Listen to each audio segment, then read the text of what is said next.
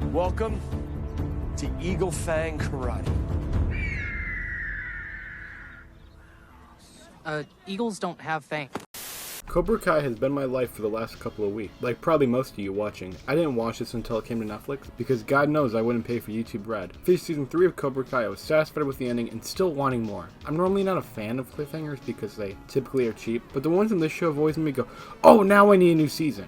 If you like seasons 1 and 2, there is no real reason why you wouldn't like this one. I will be spoiling season 3 of Cobra Kai, so if you haven't seen it, you can skip to the time code that I'm displaying now. You've been warned. The story picks up right from season 2 and the riot.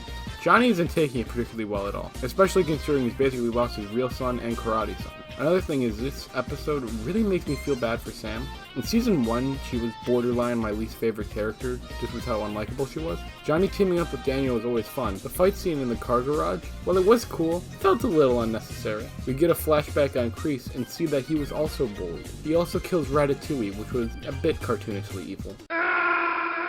The scene with Johnny after Miguel wakes up from his coma is it's heartbreaking. Because Miguel is in the right to be mad at Johnny, but Johnny was trying to do the right thing and make Miguel better than him. He didn't want him to fall and repeat the cycle that he went through. Robbie falls for a very obvious trap and gets arrested for that horrible haircut. It was actually really cool that the fact Johnny's old friend from the episode in season 2 is a priest, like they just kind of mentioned on the side. I'm not a priest. It actually matters, and he shows up again to help Johnny. Robbie in Juvie is being cyberbullied in real life by some other inmate. Sam visiting Miguel was cute, then, like everything, Hawk ruins it. Johnny tries to raise money for Miguel's surgery, but is falling flat every attempt. And a year ago, I was arrested for assaulting a minor. A minor? You know, technically multiple minors. These kids were real pricks. It feels really good to talk about this, actually. Okay. He even swallows his pride and goes to Sid for money. Johnny also doesn't see Robbie in jail because he gets peer pressured into praying. Sam decides to train the others in Miyagi-Do since Daniel won't anymore. Oh boy, I sure hope there aren't any unforeseen consequences of my actions. Now, one thing season 3 focuses a lot on is this plotline about Daniel's car dealership falling through. And I didn't really care for it, mainly because the subplot focuses around Okinawa, which was a huge plot point like the other Karate Kids. I will praise the show for nostalgia baiting and referencing its sequels, which I'm sure the majority of us didn't see until Cobra Kai came out. But my brother, who had seen all the other Karate Kids, was very happy. So obviously, it could just be me. But this subplot felt a bit longer and unnecessary, and came across as more fan-fiction-y than actually part of the show. Also, I'm just calling it now because I'm playing 5D chess here. But that scroll that Daniel got is definitely the healing move Mr. Miyagi knew in the original Karate Kid. Johnny tries to visit Robbie, but does the one thing that could only make it worse. Yell over you. Damn, I'm just trying to make things right. Well, I'm sure Miguel appreciates that. Hey, I'm not the one who put him in the hospital.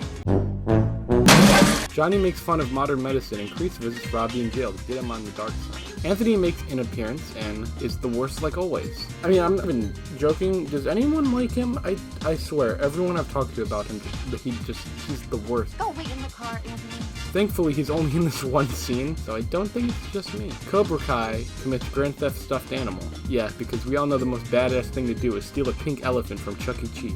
Johnny, with his questionable physical therapy methods, rebonds with Miguel. Robbie, being the ride enthusiast that he is, fights the bullies in jail. Sam tries to stand up to Cobra Kai, but goes through PTSD and doesn't help Dimitri. All jokes aside, this scene was really great. It felt tense and horrifying. It really shows just how far Kreese has ruined these kids. I mean, to be fair, Tori was kind of already messed up beforehand, but seeing Hawk, who was kind of like a victim in the first season, just transformed to the thing that he thought out to destroy. Johnny takes Miguel to a concert, and not only is it just fun because these characters are great, but Miguel actually starts tapping his foot. I just want to mention how seriously great these actors are. Aside from a few hiccups in season 3, Come on, don't touch me, Anthony! all of these actors are serious and talented, especially considering how young some of them are. We all know how bad teenagers can be. Are you saying they executed her? Because she had me? Yes! So I thought it was worth mentioning. Kreese recruits the bullies and decides to weed out the bad students. Miguel and Johnny take Facebook photos together. Hawk takes his anger out on Big Guy. We get more flashbacks with Kreese and a threatening phone call with a conveniently timed snake. Next episode, Sam wakes up from a pretty horrific nightmare. After what is supposed to be a triumphant moment by Johnny and Miguel, kinda annoyed me. Like, really? You're just gonna throw away your wheelchair and crutches? Those are pretty expensive. Daniel tries to help Sam and gives actually really good advice. Johnny tries to buy real estate but comes to the sad conclusion he lives in California. He comes up with the dumbest name ever. Daniel is then informed that the karate tournament is cancelled because of riots that happen at the end of season 2. Robbie gets out of juvie and fixes that awful hair, and they have a meeting discussing if the tournament will happen or not. Kreese, being the evil mastermind that he is, plays 5D chess on everyone. Well, in season 1, I really liked the moral gray of Daniel and Johnny. Johnny spray painting and vandalizing the billboards, and Daniel's getting all mad about it, but it's like, dude, you're rich, you own a car dealership. He owns a karate studio, and he's like an alcoholic, just leave him alone. Kreese is just such a fun person to watch, manipulating everything to his whim. Because he's never technically wrong either when he does it. I've had to file a restraining order against her for physically assaulting me. Assault? Are you kidding me? Hey, do not touch me. Miguel and Sam give a speech about karate being cool, and they agree to continue the tournament. Robbie then decides to walk in on the literal worst possible moment. Johnny also finds out that his high school girlfriend messaged him at the end of season 2. Sam and Miguel do the most stupid thing ever and are found out by Daniel. Robbie's being pulled to the dark side by Tori. Johnny has fun on his meetup with Ellie, and Robbie proves himself to Cobra Kai by committing a crime. Sam and Miguel try to unite Miyagi-Do, and Cobra Kai breaks into Sam's house and are about to fight them. And yeah, this fight is no season 2 finale, but it's still got really great moments. Specifically Hawk realizing he is the worst and has a change of heart, and our team comes out on top for one. Unlike all the other seasons, Daniel and Johnny have a good time together and it doesn't turn out worse for them. In the flashback, Kreese learns that his girlfriend died and now has to fight his army instructor over a bridge of snakes. This fight is really special though, with the smooth transitions to the flashbacks, to the music used. This moment has been building up for so long and the payoff just worked. The only weird part is when Robbie gets knocked out by Johnny. Like, it was so easy for Johnny to do it that I laughed when Robbie hit the locker. But the best part is usually the reincorporation of Daniel using the Okinawa karate and like disabling him, and they decide to settle this the old-fashioned way by having the tournament next season. And if Johnny and Daniel win, Cobra Kai closes forever. But the best part of this season, undebatably, is easily when Daniel and Johnny combine dojos.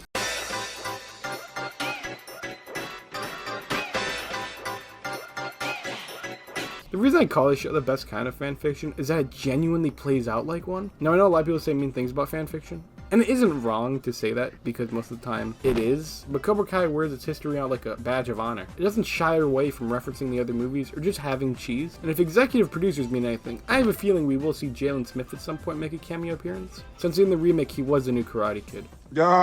Season 1 in particular, I find my comfy season, fanfiction brought to life. I mean seriously, moments like Miguel using the crane kick. Please, stole your move. You can't tell me that's not someone's Wattpad. Season 1 also had a pretty low budget, and you can definitely see it with the constant use of shaky cam. It's just a bit amateur with the acting. I don't know. I find that so charming. The fact that they got back the actors from the original Karate Kid shows just how dedicated this team was. Season 2 is a lot more ambitious in the first fight alone, when they started breaking windows. I realized, this has a bit more money behind it, does it? Johnny realizing he's giving kids the advice that made him go down the wrong path and trying to fix that is really heartwarming. Everyone is better in Season 2 as well. And no Anthony pretty much, so that's a win. And Season 2 ends on a pretty good cliffhanger.